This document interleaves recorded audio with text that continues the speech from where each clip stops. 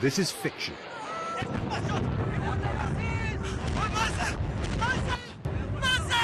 From a film about a nuclear attack on Israel by Iran.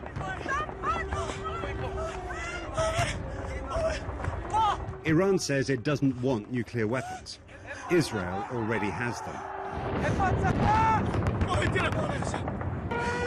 Some Israelis say that means even if Iran had the bomb, it would never dare to use it. Others warn that all this could come true. Think about what will happen if they will attack Israel with nuclear warheads. Israel will react. There will be annihilation for both of the sides. This is not a game. This is not me trying to scare people. This is the real life here. Wake up. This is the Yad Mordechai Holocaust Museum.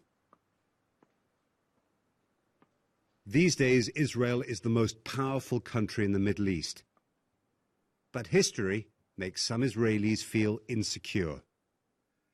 Israel's Prime Minister, Mr. Netanyahu, equates the threat from Iran with the threat that European Jews faced from Nazi Germany in the 1930s. For him, it's that serious. Israel, he says, cannot afford to risk a second Holocaust. Kibbutz Nachal Oz runs up to the wire that separates Israel from Gaza, which is controlled by Hamas. In the 20 years or so that I've been crossing this border, many more Palestinians than Israelis have been killed.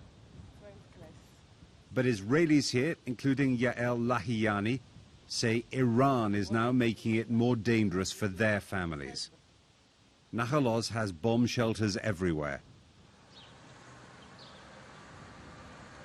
Yael's house, like all the others, has a safe room. It looks like an ordinary bedroom, but the walls, ceiling and windows are heavily reinforced. She says they need it more than ever because of Iran. So you can feel here the support, the extra support that Iran has been giving to Hamas? Absolutely, absolutely. I don't think Hamas have the power to bomb us so much if they didn't have support from somewhere. And they bomb us a lot.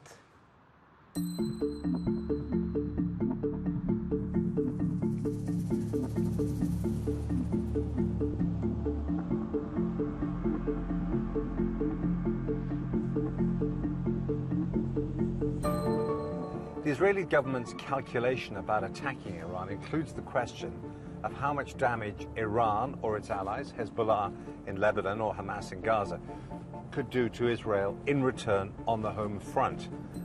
Now, Israel's answer to that lies just over there, which is the Center for Air Defense, and it's here in the Negev Desert.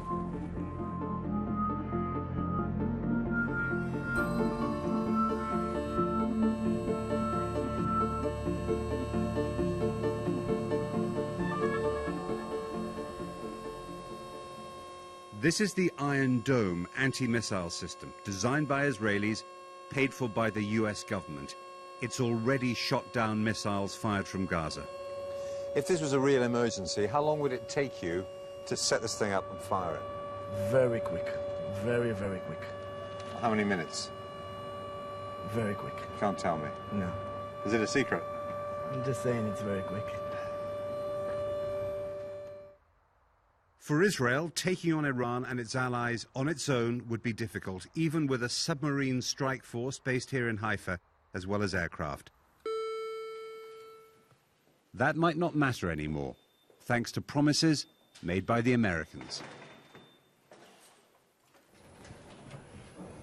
I think the debate is changing in Israel. It's less now about Israel attacking Iran on its own. It's more about being part of an operation led by the United States. Barack Obama has said now many times that there are no circumstances under which he'd tolerate Iran with a nuclear weapon.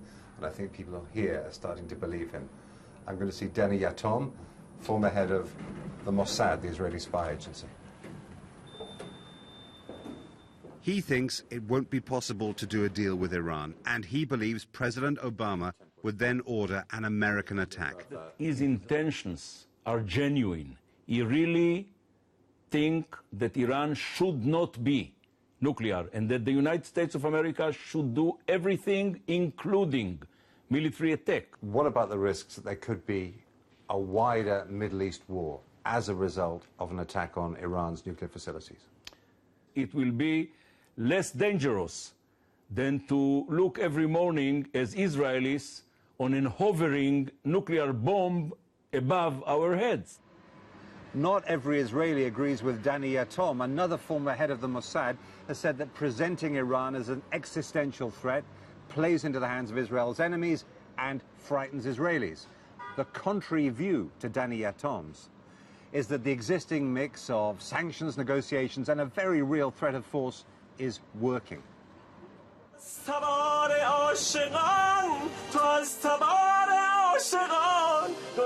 Hezi Fanian is one of the best-known musicians in Israel's community of Iranian Jews.